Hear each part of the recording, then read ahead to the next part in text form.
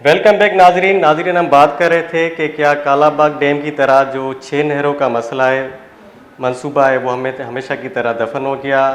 Break से पहले हमारे साथ मौजूद थे शुआब ओस्तो साहब। अभी हमारे साथ जो लाइन पर मौजूद हैं सीनियर सहाफ़ी हैं नहमत खोड़ो साहब। अस्सलाम वालेकुम सर।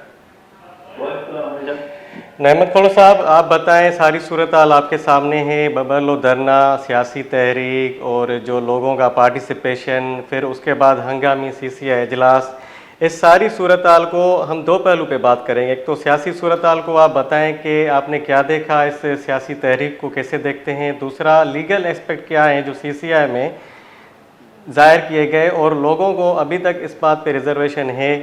हमारी शुआब दोस्तों साहब से बात हुई तो उन्होंने कहा कि कालाबाग डैम की तरह ये जो कैनालों का जो मंसूबा है ये हमें हमेशा की तरह दफन नज़र आता है, अभी ये दोबारा नहीं उठेगा। आप क्या समझते हैं? आपकी बड़ी मेहरबानी, आपने मुझे प्रोग्राम में लिया।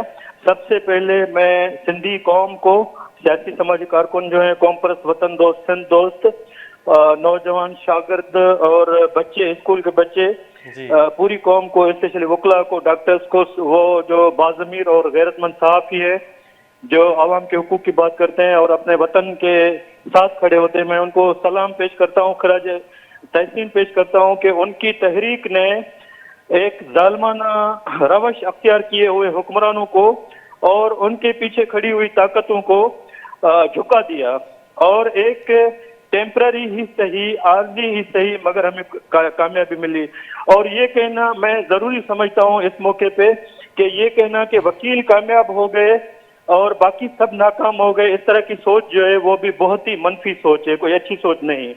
अगर ये तहरीक कामयाब हुई, 12 दिन का धरना कामयाब हुआ, फैसला कौन हुआ और टेम्पररी जो है आर्जी तौर पे कैनाल मंसूबे मनसूख हुए या पानी का सर्टिफिकेट टूरिस्ट संकलन के लिए वापस लिया गया, उसके पीछे 8 महीने की तहरीक है। पिछले साल 8 जुलाई को ऐवान सदर में इजलास हुआ था। सदर साहब सारे पाकिस्तान आसफ सदर मौजूद थे, 3 जनरल मौजूद थे और होम मिनिस्टर मौजूद था। उसमें इन स्ट्रेटेजिक कैनाल की मंजूरी दी गई थी और एक एक कैनाल का नाम लिख के सदर ने कहा था कि जल्दी में, कच्ची कैनाल को तो बहुत ही जल्दी में 1 साल में मुकम्मल कर दें। वो आप पीटीवी की वेबसाइट पे जाएंगे, वहां न्यूज पढ़िए, रेडियो पाकिस्तान पे एपीपी और खुद सदर साहब ने ट्वीट भी किया। तो उसके बाद सब लोगों ने, जो भी, मैं एक एक तंजीम का नाम नहीं ले सकता, मगर ये हुआ कि सिंध में सिर्फ पीएमएल-एन ने एहतजाज नहीं किया, एमक्यूएम ने एहतजाज नहीं किया, आखिर में तो पीपल्स पार्टी को भी एहतजाज करना पड़ा, झूठा या सच्चा। तो सबसे पहले पूरी कौम को खराज तहसीन, पूरी कौम को सलाम। अब आते हैं असली बात पे कि ये मंसूबे जो हैं, कैनालों के मंसूबे, चुलिस्तान कैनाल और ग्रेटर थल कैनाल जो चौबारा जिसका एक्सटेंशन है, जिसकी वजह से उसको ग्रेटर थल कैनाल कहते हैं, और कच्ची कैनाल, चश्मा राइट बैक कैनाल जिसको सीआरबीसी भी कहते हैं, रैणी कैनाल और थर कैनाल, ये हुक्मरान प्रेशर में आ गए। और उसका सबब जो है, यकीनन ये जो तहरीक चल रही थी, आवाम की तहरीक, कौम की तहरीक, कराची से कश्मीर तक और काचों से नंगर तक, मगर दूसरी तरफ आप देखें कि भारत का भी एक प्रेशर आ गया। इसी दौरान भारत ने इंडस वाटर टीटी जो है वो सिंधु ताश मुआहदा, उसको मुअत्तल कर दिया और पाकिस्तान के हुक्मरानों ने उसको बहुत संजीदा लिया। हंगामी इजलास हो गए और इतना कहा गया कि ये भारत ने ऐलान जंग कर दिया है। मैं भारत की हिमायत नहीं कर सकता क्योंकि हम लोअर रिपेरियन हैं और सिंधु ताश मुआहदा मुअत्तल होता है तो फिर भी सबसे ज्यादा हम मुतासर होंगे, सिंध वाले। मगर पंजाब वालों की चीखें निकल गई हैं, इस्लामाबाद वालों की, पिंडी वालों की, कि इस तरह नहीं हो सकता। मतलब भारत आपका पानी बंद करे तो जंग है और आप हमारा पानी बंद करें तो खैर की बात है। इस तरह की जो सिचुएशन है, ये कोई अच्छी नहीं है। तो वो भी असरअंदाज हुआ, भारत ने कदम उठाया, यहाँ से तहरीक चल रही थी। अब सीसीआई का हंगामी इजलास हुआ, फिर उसमें जो हुआ, आपके सवाल का जो दूसरा पहलू है मैं उस पर आता हूँ कि कतई तौर पे ये नहीं है कि कैनालों का मंसूबा मनसूख हो गया। वहां पे सबसे ज्यादा बात जो हुई वो चुलिस्तान कैनाल की हुई। और आसिफ भाई, चुलिस्तान कैनाल जो है कोई एक कैनाल नहीं है।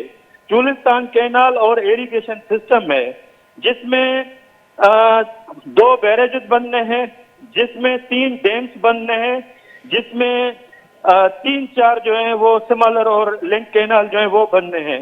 ये जाहिर में बताते हैं कि 220 अरब रुपए का मंसूबा है, मगर ये मंसूबा है 4.5 खरब रुपए का, 1.5 अरब डॉलर का मंसूबा है सिर्फ चुलिस्तान जो है।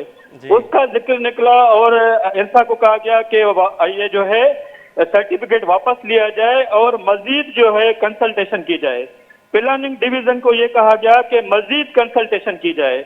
भाई वहां पे सीसीआई में किसी कैनाल को कैंसिल नहीं किया गया, रद्द नहीं किया गया, रिजेक्ट नहीं किया गया, इत्तेफाक राय के लिए रखा गया है, मजीद डायलॉग के लिए रखा गया है, मुश्तरका रजामंदी के लिए रखा गया है और मुश्तरका मुशावरत कंसल्टेशन, आप पढ़ें उसको नोटिफिकेशन को जी जी। और जो उनका प्रेस रिलीज है उसलिए रखा गया है। तो किसी भी तरह कहीं पे भी ये नहीं है कि ये मंसूबे जो हैं ये हमेशा के लिए खत्म हो गए। ये मैं कुछ दोस्त किसी एक दानिशवर ने मुझे कॉल की थी कि भाई आप इस तरह बात नहीं करें कि मंसूबे खत्म नहीं हुए। मैंने कहा क्यों नहीं करूं, अब 6 महीने के बाद, 6 महीने बहुत बड़े हैं, आप ये पाक भारत जो है कशीदगी ये खत्म होने दें और फिर यही वफाकी वजीर जो है ख्वाजा आसिफ ने तो कह दिया था ना कि कैनालों पे बात बाद में करेंगे, अभी जो है कोई दूसरी बात हुई। तो 6 महीने बड़े हैं, आप 3 महीने सब्र करें, यही वजीर आजम बोलेगा, यही सीसीआई के मेंबर बोलेंगे कि भाई कौन सा कैंसिल हुआ था। क्योंकि इसको समझने की जरूरत है कि ये कोई एक छोटा मोटा मंसूबा नहीं है। वहां चुलिस्तान में 60 लाख एकड़ जमीन इन्होंने इनको आबाद करनी है, जो इन्होंने सोचा है, हालांकि फीजिबल नहीं है, कोई भी नहीं कहता, कोई माहिर नहीं कहता। आप डॉक्टर हसन अब्बास को सुनते हैं, समझते हैं, आप सब लोग नेमत समझते साहब, हैं। लेकिन आपकी बात तो बिल्कुल सही है कि देखें अगर काउंसिल के फैसले को देखें कि नहरों के हवाले से तो मुस्तरद लफ्ज़ का कोई मतलब ऐसे अल्फाज शामिल नहीं है, ना ही कैनालों के अल्फाज शामिल है कि ये कैनाल हमने इसको कैंसिल कर दिया या इस कैनाल को। लेकिन फ़िलहाल जो उसका मतलब ये हम समझते हैं कि उन नहरों की तामीर मुमकिन नहीं है इस सूरत हाल में।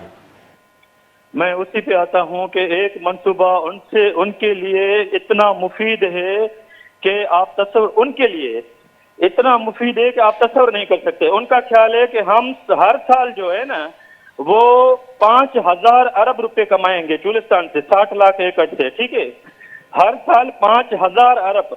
अभी मतलब ये 50 खरब रुपए हो गए, अभी फौज की बजट 18-20 खरब रुपए है, आप डबल कर लें बजट, ठीक है।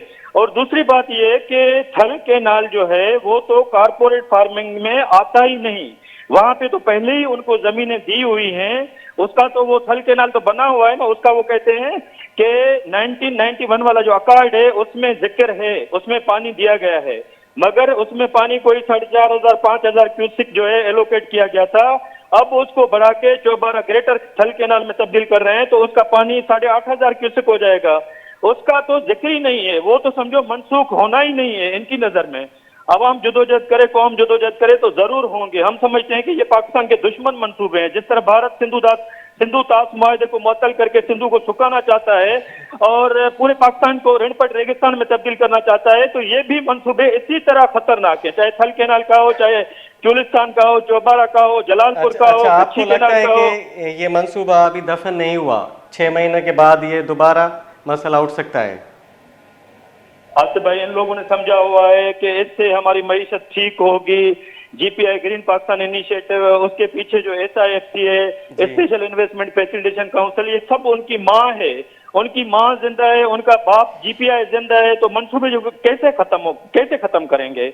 सवाए इसके कि हमें, और मैं बिल्कुल होश आवाज से और शऊर से बात कर रहा हूँ, मज़ामत को देखकर और इंडस वाटर टीटीवी का जो है मतलब पानी रोकना वहाँ से इंडिया से, उस दोनों चीज़ों को आप कंसीडर कर रहे हैं कि एक तो सिंध में मज़ामत देखी और फिर इंडिया से पानी बंद कर दिया है, जो जंग का ऐलान किया गया उसके हवाले से आप कंसीडर कर रहे हैं।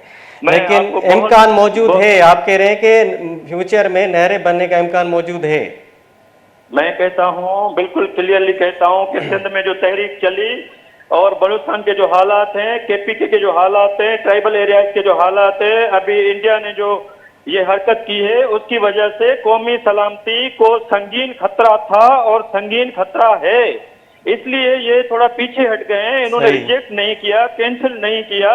जब ये इस बुरान से निकलेंगे, और हम नहीं चाहते कि कोई जंग लगे, पाकिस्तान और भारत की कोई जंग लगे, या भारत को इजाजत नहीं दे सकते कि आप जो है सिंधु ताश माहा मुअत्तल कर दें, मगर ये जब इस बुरान से निकलेंगे तो फिर हमारा गला पकड़ेंगे, फिर ये हमले आवर होंगे सिंधु दरिया पे, दरियाए सिंध पे, सिंध के वसाइल पे और हमारे वतन पे, और हमें फिर एक बड़ी स्ट्रगल में जाना होगा। मैं समझता हूं कि इनकी रवश जो है तारीख बताती है 78 साल की कि ये बड़े नुकसान के सिवा जान नहीं छोड़ते, और इतना बड़ा नुकसान के मुल्क टूट ही जाए। जैसे पहले हुआ था ना, 16 दिसंबर 1971 पे हुआ था ना, पाकिस्तान को बने हुए 24 साल हुए थे, क्या असर किया इन लोगों ने, जी। फिर टूट गया पाकिस्तान। अभी भी इस तरह ये करते हैं कि आलमी सतह पे कुछ हो जाता है तो पूरी हमदर्दी ले जाते हैं, और फिर जब वहां से निकल आते हैं, कभी FATF का मसला था, कभी यूनाइटेड नेशन में फंसे हुए होते हैं, कभी आलमी इदारे इनको कर्ज नहीं देते कि ये करो वो करो। जब वहां से बहरान से निकलते हैं तो फिर हमारा गला पकड़ते हैं, हमारा गला दबाते हैं और कहते हैं कि बस ये वतन हमारा है, आपका तो है ही नहीं, आप तो जाएं समंदर में डूब जाएं, सूख जाएं, मर जाएं, सिंध करबला बन जाए, जो भी हो जाए, हमारा वास्ता नहीं। इस तरह की सोच है इनकी। बहुत बहुत शुक्रिया नेमत खोड़ो साहब, आपने हमें अपना कीमती वक्त दिया। नाजरीन, हमारे साथ बात कर रहे थे नेमत खोड़ो साहब जो सीनियर सहाफ़ी हैं।